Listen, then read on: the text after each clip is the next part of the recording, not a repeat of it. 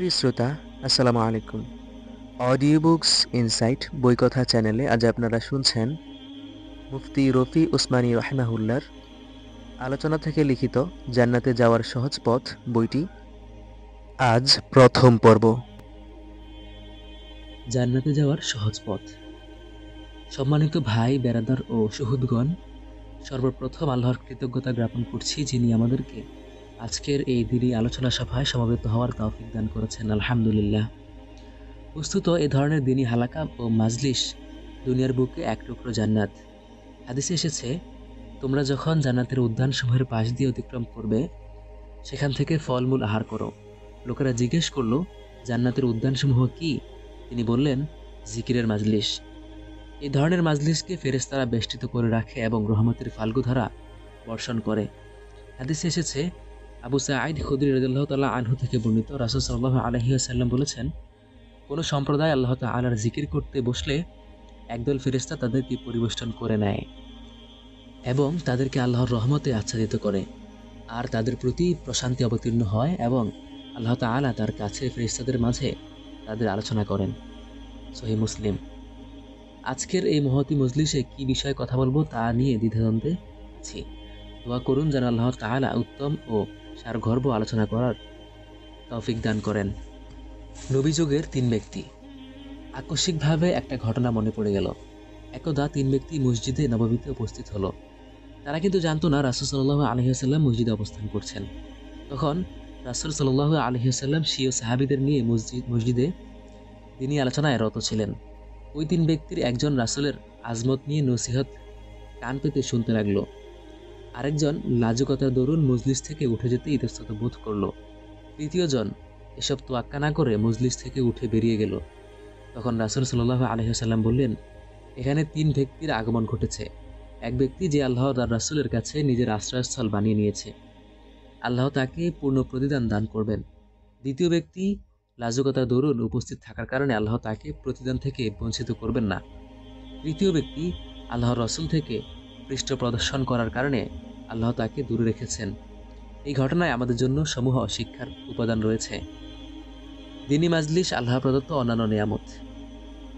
আল্লাহর সন্তুষ্টির লক্ষ্যে অনুষ্ঠিত দ্বীনি মাজলিস অনেক বড় নিয়ামত। মজলিসে বসার উদ্দেশ্য হলো আল্লাহর স্মরণে হৃদয়কে সজীব রাখা, কলুষিত অন্তর পরিশুদ্ধ করা, জীবন চলার পথেই গ্রহণ করা।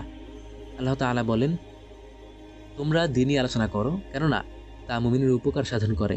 সূরা জারিয়াত আয়াত ৫৫। যখন মজলিসে আল্লাহ ও তার রাসূলের আলোচনা করা হয়, আখিরাতের কথা স্মরণ হয়, আল্লাহর ভয় ভীতি হৃদয়ে বদ্ধমূল হয়, নিজের আমলের উন্নতি ও উৎকর্ষের চিন্তামগ্ন হয়, এই দ্বীনি মাজলিস আল্লাহর পক্ষ থেকে অনেক বড় নিয়ামত। কেননা যখন একে অপরকে নসিহা প্রদান করে, তার হৃদয়ের নিভৃতিমূলক এক কম্পন সৃষ্টি হয়, আমলের উদ্দীপনা ও স্পৃহা সৃষ্টি হয়। কেউ যখন অপরকে কোনো ভালো কাজ করতে দেখে, সেও অনুপ্রাণিত হয়। মানুষ এক অপরের কাছে শেখে, সবক হাসিল করে। এভাবে মানুষের মাঝে আপোষে সম্প্রীতি, সৌহার্দ্য ও হৃদ্যতা সৃষ্টি হয়। এ ধরনের লোক সমাগমে আল্লাহর কাছে দোয়া করলে তা ত্বরিত কবুল হয়।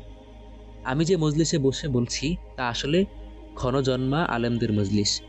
এখানে বসে বয়ান করেছেন হাকিমুল উম্মাত আল্লামা আশরাফ আলী থানভী রাহিমাহুল্লাহ, এর উল্লেখযোগ্য খলিফাগণ। তাদের মধ্যে যথাক্রমে আল্লামা মুফতি হাসান রহমতুল্লাহি আলাই, আল্লামা মুফতি শাফি রহমতুল্লাহি আলাই, আল্লামা জাফর আহমদ ওসমানী রহমতুল্লাহি আলাই এবং আল্লামা কারি তৈয়ব সাহেব রহমতুল্লাহি আলাই প্রমুখ। আল্লাহ তাদের সমধিত রহমতের বাড়িধারা বর্ষণ করুন।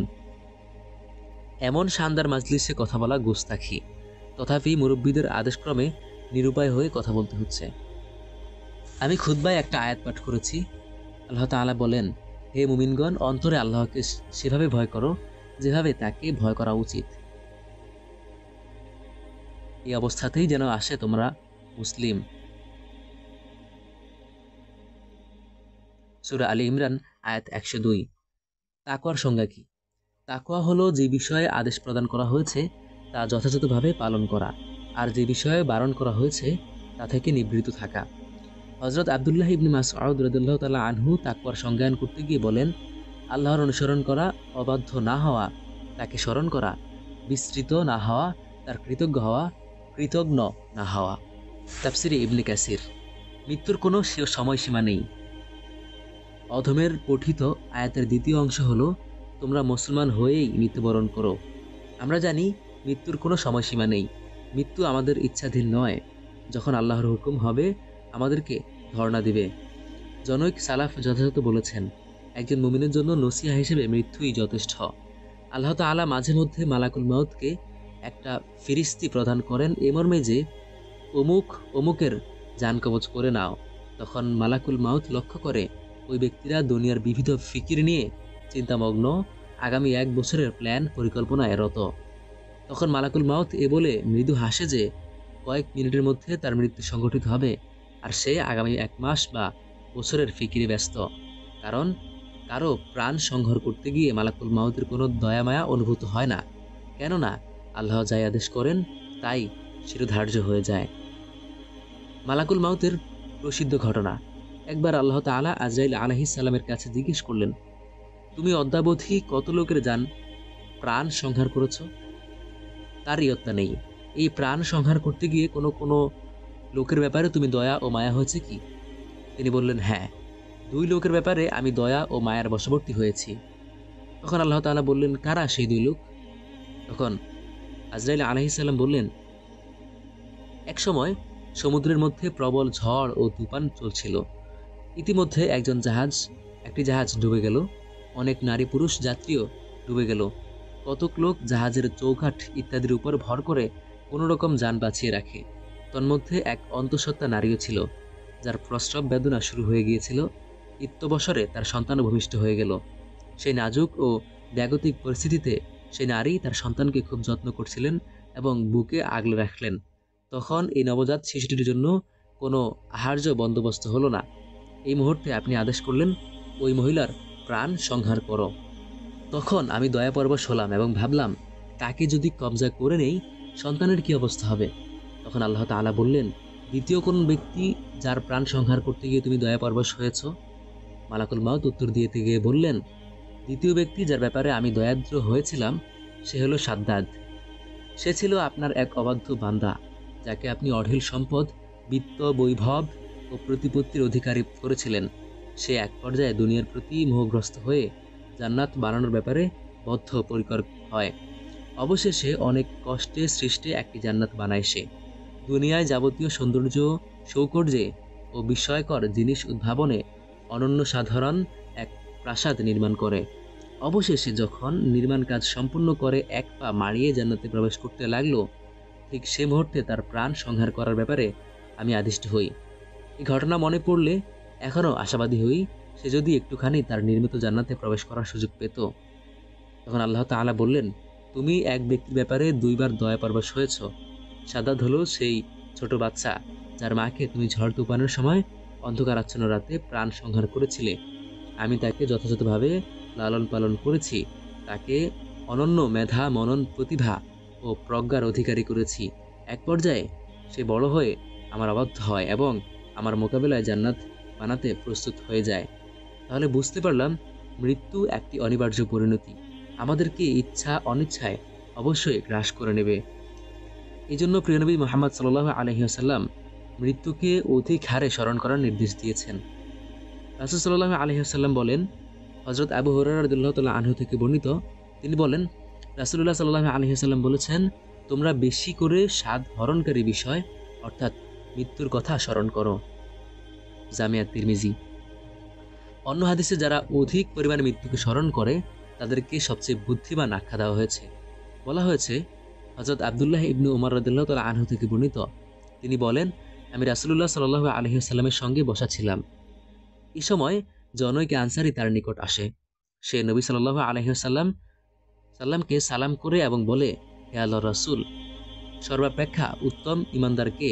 তিনি বললেন, লোকদের মধ্যে যারা উত্তম চরিত্রের অধিকারী।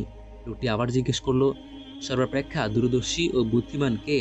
তিনি বললেন, যারা মৃত্যুকে অধিক স্মরণ করে এবং মৃত্যু পরবর্তী অধ্যায়ের জন্য উত্তম রূপে প্রস্তুতি গ্রহণ করে, এরাই সর্বোত্তম দূরদর্শী ও বুদ্ধিমান। আল্লাহ তাআলা বলেন, তোমরা ঈমানদার হয়েই মৃত্যুবরণ করো। মৃত্যু আমাদের ইচ্ছাধীন নয়, কিন্তু সুন্দর রূপে মৃত্যুর জন্য প্রস্তুতি গ্রহণ করা আমাদের ইচ্ছার অন্তর্ভুক্ত। তার পদ্ধতি হলো নিজেকে সব ধরনের পাপাচার দুরাচার থেকে নিবৃত রাখা, কখনো শয়তানের প্ররোচনায় গুনাহ হয়ে গেলে তাৎক্ষণিক তওবা করে নেওয়া। তাওবার দ্বার উন্মুক্ত। আমরা সকলেই গুনাহগার। জীবনের কোনো ক্ষণ বা মুহূর্ত গুনাহ ছাড়া অতিবাহিত হয় না। তাই আল্লাহ তাআলা আমাদেরকে তওবা করার জন্য বারবার তাগিদ দিয়েছেন। তিনি বলেন, হে আমার কওম, নিজেদের প্রতিপালকের কাছে গুনাহের জন্য ক্ষমা প্রার্থনা করো, অতঃপর তারই দিকে রুজু হও। তিনি তোমাদের প্রতি আকাশ থেকে মুষলধারে বৃষ্টি বর্ষণ করবেন এবং তোমাদের বর্তমান শক্তির সাথে বাড়তি আরও শক্তি যোগাবেন। সুতরাং তোমরা অপরাধী হয়ে মুখ ফিরিয়ে নিও না। সূরা হুদ আয়াত 52। বিভিন্ন আয়াতে বিভিন্ন আঙ্গিকে তাওবার প্রতি গুরুত্বারোপ করেছেন। এখন তাওবার দ্বার উন্মুক্ত ও প্রসারিত।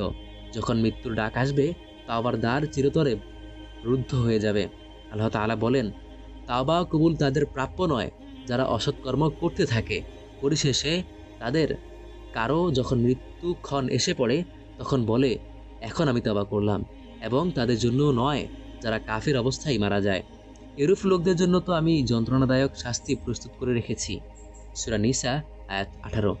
প্রিয় ভাইয়েরা, এখনও সতর্ক হই, গুনাহের প্রায়শ্চিত্ত হিসেবে তাওবা করি, মৃত্যু ও তার পরবর্তী জীবনের প্রস্তুতি গ্রহণ করি। গুনাহ থেকে কিভাবে নিজেকে রক্ষা করবে? এখন প্রশ্ন হলো, গুনাহ থেকে কিভাবে নিজেকে রক্ষা করবে? চতুর্দিকে পাপাচার ও দুরাচারের অবাধ সয়লাভ পুরো মুসলিম সমাজকে বেষ্টন করে রেখেছে। সর্বত্র গুনাহের উপকরণ সহজলভ্য। হাজারো চেষ্টা প্রচেষ্টা সত্ত্বেও গুনাহ থেকে নিজেকে নিবৃত রাখা কঠিন ব্যাপার হয়ে গিয়েছে। এমনি মুখের বুলি আওড়ানো সহজ, কার্যত বাস্তবায়ন এক দুঃসাধ্য ব্যাপার। এই কঠিন পথ পাড়ি দিতে কোরআনের নির্দেশিকা হলো, আল্লাহ ওয়ালাদের সংস্পর্শ অবলম্বন করো। আল্লাহ তাআলা বলেন, হে মুমিনগণ, আল্লাহকে ভয় করো এবং তোমরা সত্যবাদীদের সঙ্গে থাকো। সূরা তাওবা আয়াত 119। আল্লাহ ওয়ালাদের সোহবতের সুবাদে অন্তর উদ্ভাসিত হয়, জং ধরা ও কলুষিত হৃদয় স্বচ্ছ ও নির্মল হয়। ফলস্বরূপ বান্দা ঈমানের স্বাদ আস্বাদন করে, আমল করতে অনুপ্রাণিত হয় এবং গুনাহ থেকে বাঁচার সুযোগ লাভ করে। আল্লাহর করুণা ও ক্রোধ। পাপাচার থেকে নিজেকে রক্ষা করতে পারা আল্লাহর পরম ফজলে হয়। প্রকারান্তে গুনাহে লিপ্ত হওয়া আল্লাহ তাআলার ক্রুদ্ধ হওয়ার কারণ হয়। বস্তুত যখন আল্লাহ তাআলার সঙ্গে বান্দার নিবিড় সম্পর্ক গড়ে ওঠে, তার হৃদয়ে নূর সৃষ্টি হয়, যে কারণে বান্দা গুনাহের নিকটবর্তী হতে ভীত স্বতন্ত্র থাকে। এমন বান্দার বক্ষকে আল্লাহ ইসলামের জন্য করে প্রসারিত করে দেন, তার হৃদয়কে আল্লাহমুখী করে দেন এবং তার জন্য সমস্ত উপায় উপকরণ সৃষ্টি করে দেন, যদ্দরুন বান্দা গুনাহ থেকে অনিচ্ছাকৃতভাবে বেঁচে যায়। পক্ষান্তরে যখন কোনো বান্দা গুনাহের প্রতি ঝুঁকে যায়, এক পর্যায়ে সে মনে প্রাণে গুনাহকে আপন করে নেয়, তখনই আকস্মিকভাবে আল্লাহ তাআলার আযাব এসে অপতিত হয়। আল্লাহ তাআলা বলেন, তোমার প্রতিপালকের পাকড়া বড় কঠিন। সূরা বুরুজ আয়াত 8।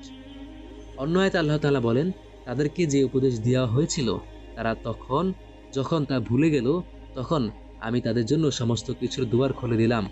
অবশেষে তাদেরকে যা দেওয়া হয়েছিল তখন তাতে তারা উল্লাসিত হলো। তখন আমি আকস্মাৎ তাদেরকে ধরলাম, ফলে তারা সম্পূর্ণ নিরাশ হয়ে গেল। সূরা আনআম আয়াত 44।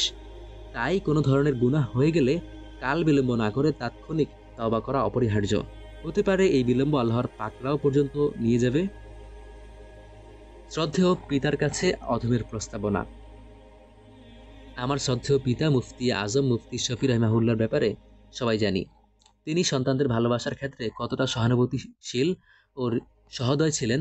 এমনকি লোকেরা পুত্রের প্রতি বাবার ভালোবাসার ক্ষেত্রে তাকে উপমা হিসেবে উপস্থাপন করত। তাকে কয়েকবার আরজ করেছি যে, আমি আপনার হস্তে বাইয়াতবদ্ধ হব। তিনি তাৎক্ষণিক অসম্মতি জ্ঞাপন করেন এবং বলেন, ডাক্তার আব্দুল হাই আরেফের কাছে বায়াতবদ্ধ হও। তখন আমার বোধগম্য হতো না কেন তিনি এই ব্যাপারে এতটা পীড়াপিড়ি করতেন। একসময় মুহতারাম আব্বার সাথে আফ্রিকার উদ্দেশ্যে 2 মাস সফরের সুযোগ হয়। এই সুবর্ণ সুযোগকে আমি মহা গনিমত হিসেবে নিলাম, কেননা সাধারণত করাচিতে বিভিন্ন আগন্তুক লোকদের ভিড়ে নানাবিধ ব্যস্ততার কারণে দীর্ঘ কোনো আলাপের সুযোগ হয়ে ওঠে না আমাদের। সফরের এই সুযোগকে গনিমত মনে করে পুনরায় বাইয়াতের প্রস্তাব পেশ করি। তখন তিনি খুব গাম্ভীর্যের সাথে উত্তর প্রদান করেন। তিনি বলেন, ইতিহাসে বাপ পুতের বায়াতবদ্ধ হওয়ার বহু নজির মেলে এবং সফলতার সাক্ষীও পাওয়া যায়, কিন্তু এই অবস্থায় উভয়ের উপর খুব সতর্কতার সাথে চলতে হয়। কেননা পীর মুরিদের সম্পর্কে শুরুলগ্ন থেকেই পারস্পরিক লৌকিকতাহীন সম্পর্ক ক্ষতিকর হয়, আর সাধারণত বাপ বেটার সম্পর্ক তো বেতাআল্লুকি হয়। আমাদের জন্য এ কাজ জটিল হয়ে দাঁড়াবে, সুতরাং তুমি ডাক্তার সাহেবের কাছে বায়াতবদ্ধ হও। অতঃপর তিনি বললেন, এই বায়াতের একটা বড় উপকারিতা হলো, যখন কোনো আলেম এমন মুর্শিদের কাছে বায়াতবদ্ধ হবে যিনি নিয়মতান্ত্রিক দ্বীনী এলেমের অধিকারী নন, তখন অন্তর থেকে অহংকার গরিমা দূরীভূত হয়ে যাবে। কেননা একজন আলেমের জন্য সবচেয়ে ধ্বংসাত্মক বিষয় হলো ইলমের গরিমা ও অহংকার, যা তাকে শেষতক জাহান্নামের অতল গহ্বরে নিক্ষিপ্ত করে। রাসূল সাল্লাল্লাহু আলাইহি ওয়াসাল্লাম বলেন, যার মধ্যে বিন্দু পরিমাণ অহংকার আছে সে কখনো জান্নাতে প্রবেশ করবে না। শেষ পর্যন্ত আমি ও আমার সহোদর মাওলানা তকি উসমানী হাফিজাহুল্লাহ বাবার নির্দেশ অনুযায়ী ডাক্তার আব্দুল হাই আরেফি রহমতুল্লাহ আলাইহি এর হাতে বায়াতবদ্ধ হই। ডাক্তার আব্দুল হাই আরেফি রহমতুল্লাহ আলাই, আমার উপর মোহতারাম আব্বাজান রহমতুল্লাহ আলাইহি এর অনুগ্রহ ও ইহসানের অন্ত নেই। তিনি আমার সহানুভূতিশীল পিতা, আমার জীবনের রাহবার ও মুরব্বী। কিন্তু এসব কিছুর চেয়ে বড় অনুগ্রহ হলো তিনি আমাকে ডাক্তার সাহেবের সাথে সম্পর্ক স্থাপন করিয়ে দিয়েছেন। যখন আব্বার ইন্তেকাল ঘটে, আমি খাটিয়ার এক পাশে ঠায় দাঁড়িয়ে রইলাম, আর অন্য পাশে ডাক্তার সাহেব দণ্ডায়মান ছিলেন। আমি তাকে লক্ষ্য করে বলি, আপনার উপস্থিতিতে আমরা নিজেদেরকে পিতৃহীন অনাথ ভাবতে পারি না। তিনি তাৎক্ষণিক উত্তর না দিয়ে কিছুক্ষণ পরেই বলে ওঠেন, আপনাকে এভাবেই চিন্তা করা উচিত। আমি আপনাদের দায়িত্ব পূর্ণ করার চেষ্টা করব ইনশাআল্লাহ। হযরতের এই বাণী আমার কিংকর্তব্য বিমূঢ় ও দিশেহারা হৃদয়ে স্নিগ্ধ প্রশান্তি বইয়ে দিয়েছিল। আমি আল্লাহর যতই কৃতজ্ঞতা জ্ঞাপন করি, কিন্তু এটার হক পূর্ণ হবে না।